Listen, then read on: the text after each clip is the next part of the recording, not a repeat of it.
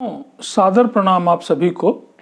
और आज जो कुंडली का विश्लेषण या कुंडली के संबंध में जो बात मैं कहने जा रहा हूँ वो बहुत ही मूल्यवान है आपके लिए, और वीडियो को कृपया अंत तक जरूर सुनिए, है ना। आपका 10-5 मिनट तो लगेगा लेकिन आपके लिए काफ़ी उपयोगी है। रहा सवाल आज का जो टॉपिक है मेरा, और इस पे मैं 2-3 महीनों से रेगुलर रिसर्च एक तरह से कर रहा हूँ। तमाम तरह की कुंडलियों के विश्लेषण के बाद ये जो चीज़ें हैं मैं आपको बोल रहा हूँ। ये कोई किताबी ज्ञान प्योर नहीं है, ये मेरे अनुभव पे आधारित ज्ञान है। डिफरेंट टाइप की कुंडली, बड़ी बड़ी फिगर्स की, छोटी फिगर्स की, सबका एक लेखा जोखा है। आज का टॉपिक है, बात शुरू करूँ, लग्न की क्वालिटी।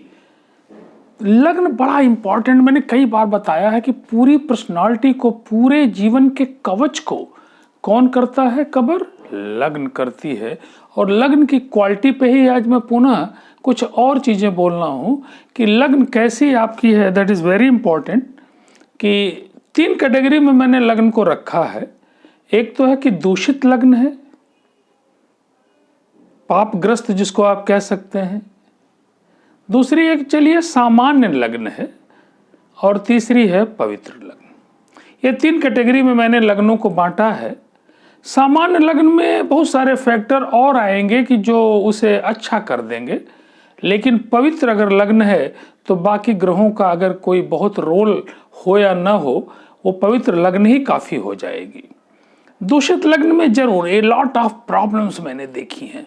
बड़े बड़े ग्रह भी दूषित लग्न के दोष को पूरी तरह से समाप्त नहीं कर पा रहे हैं। और दूषित लग्न के लिए खास करके जिन लोगों की दूषित लग्न है उनको उपायों पर विश्वास करना ही होगा, और निश्चित रूप से, और इन उपायों से उनको फायदा मिलेगा ही मिलेगा। अब सवाल है कि किसको हम पवित्र लग्न कहें और किसको हम दूषित लग्न कहें। देखिए, एक उदाहरण से मैं दिखा रहा हूं आपको कि ये आपका पवित्र लग्न की कुंडली है। इसमें आप देख रहे हैं कि आपको पता है कि जो फर्स्ट हाउस है इसको हम लोग लग्न कहते हैं, इसको लग्न कहते हैं। अब आप देखिए कि लग्न में गुरु लिखा है, देव गुरु लग्न में बैठे हैं। कैसे हैं? एक तो 4 यहाँ लिखा है। कर्क राशि के गुरु हैं, जो कि गुरु की उच्च राशि है, आपको पता है। साथ में चंद्रमा जो गज केसरी योग का निर्माण करता है, और चंद्रमा भी कोई ऐसा वैसा नहीं, अपने घर का चंद्रमा बैठा है। साथ में डिग्री आप जरा देखिए, 18 डिग्री है, मतलब एकदम यौवन पे है। 15 से 17, 18 ये सब टॉप डिग्रियां हैं। तो एक तरह से आप देखें कि ये लग्न कितनी पावरफुल है। इतनी पावरफुल है कि तमाम छोटे मोटे जो दुर्योग हैं ये इस लग्न वाले आदमी का कुछ बना बिगाड़ नहीं सकते। इतना बड़ा उसके पास एक तरह से कवच है कि जिसमें कवच कुंडल लेके पैदा हुआ है, इसको कुछ होने वाला नहीं है। दूसरी तरफ आपको मैं एक और उसके कंट्रास्ट में दिखाता हूं कि ये कुंडली की लग्न दूषित है। क्यों दूषित? आप देखिए कि चंद्रमा यहां बैठा है, जो कि 8 यहां लिखा, नीच राशि का चंद्रमा, जो कि एक पापी ग्रह की तरह यूज हो रहा है। वृश्चिक राशि का चंद्रमा जो कि पापी है। डिग्री जरा देखिए, 2 डिग्री का है। एक तो तितऊ लौकी, ऊपर से चढ़ी नीम के डाल। अब देखिए चंद्रमा के साथ है कौन? शनि योग। शनि बैठा है। चंद्रमा और शनि एक बड़ा दुर्योग का निर्माण करता है, और उसको हम लोग विष योग कहते हैं। तो अब इस कुंडली में आप देखिए कि लग्न कितनी दूषित है, इतनी पुअर लग्न है कि इसको तो अब यहाँ सहारा देने के लिए बहुत बड़े बड़े ग्रहों की दृष्टियां चाहिए, और उसके बाद भी इनको निदान की आवश्यकता होगी होगी। निदान एक अलग चीज है कि भाई चंद्रमा नीच का है, और इस विषयोग का सबसे बड़ा निदान मैंने जो देखा है, शिव जी की पूजा, उसमें चंद्रमा की भी पूजा है और शनि का मैनेजमेंट भी है सारा। अगर शिव जी की पूजा है, और खास करके ज्योतिर्लिंगों का दर्शन और महाकाल का दर्शन अगर आप कर लें 2-3 बार, तो इस विषयोग से काफी हद तक आपको छुटकारा मिल जाएगा, काफी कमी आ जाएगी। अब सवाल एक दूसरे एग्जाम्पल से मैं आपको दिखाता हूँ। विषयोग में बहुत सारी चीजें हैं, तो एक मैंने जैसे अभी दिखाया है। दूसरा मैं एक उदाहरण आपके लिए दे रहा हूँ कि एक सेकंड, मैं अपना जरा वो ले लूँ। एक दूसरे एग्जाम्पल में मैं आपको दिखाता हूँ कि दूषित लग्न कैसे हम लोग कहेंगे इसको, है ना। आप समझने का प्रयत्न करिए कि यहाँ पे शनि है और प्लस यहाँ पे केतु है, और यहाँ पे ये जो लग्न है उसकी डिग्री भी मान लीजिए कि 3 डिग्री की लग्न है। अब इसको पुनः हम एक दूषित लग्न कहेंगे। क्यों? क्योंकि ये कॉम्बिनेशन भी जो शनि और केतु है ये अच्छा कॉम्बिनेशन नहीं है, ये भी आपका एक श्रापित योग कहलाता है। तो ये भी लग्न हमारी दूषित लग्न है। इसमें भी हमको केतु का निदान चाहिए, शनि का निदान चाहिए। तो शनि के लिए ठीक है, शनि की पूजा है, शनि के रत्न है।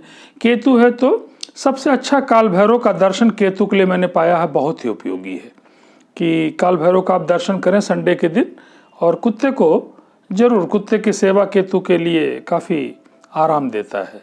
ये भी लग्न हमारी दूषित लग्न में ही आएगी। अब लग्न के जो मालिक हैं उनका भी अपना रोल है। मान लीजिए कि यहाँ पे एक चेंज हम करते हैं आपके लिए कि गुरु अकेला है उच्च का, और साथ में जो चंद्रमा है ये चंद्रमा, अब चंद्रमा मान लीजिए कि यहाँ बैठा हुआ है, तो ठीक है, लग्न के लॉर्ड कहाँ बैठे हैं ये भी उसकी शुभता को बताएगा। आप देख रहे हैं कि उच्च के गुरु हैं और यहाँ पे उनका जो लॉर्ड है वो भी 15 डिग्री का है, काफ़ी अच्छा है। और ये लग्न का लॉर्ड अगर 5वें हाउस में है या 9वें हाउस में है तो ये काफ़ी एक बड़े राजयोग का निर्माण करता है। तो अब इस लग्न को भी हम लोग क्या कहेंगे? पवित्र लग्न कहेंगे। डिग्री वाइज भी चंद्रमा देखिए बेहद शानदार है, और 4, 5, 6, 7 और 8 यहाँ पे आ जाएगा। तो 8 यहाँ पे जरूर इसकी कमी कर रहा है, लेकिन मान लीजिए कि गुरु हमारा कुछ और डिग्री का इस तरह से है, मान लीजिए कि 1 लिखा यहाँ पे है, तो 1, 2, 3, 4 और ये फिर 5 कहलाएगा। तो ठीक है, ये भी पवित्र लग्न में ही आएगा, क्योंकि मंगल के घर में गुरु हैं, that is good, no problem, और अच्छा कहा जाएगा। और गुरु की दृष्टि आप देखिए चंद्रमा से मैच कर रही है, गुरु की 5वीं दृष्टि है, हर एक ग्रह की अपनी दृष्टि है। तो 1, 2, 3, 4 और ये 5, तो गुरु चंद्रमा की दृष्टि भी है, गज केसरी योग का ही एक तरह से निर्माण कर रहा है, और इसको भी हम पवित्र लग्न ही कहेंगे।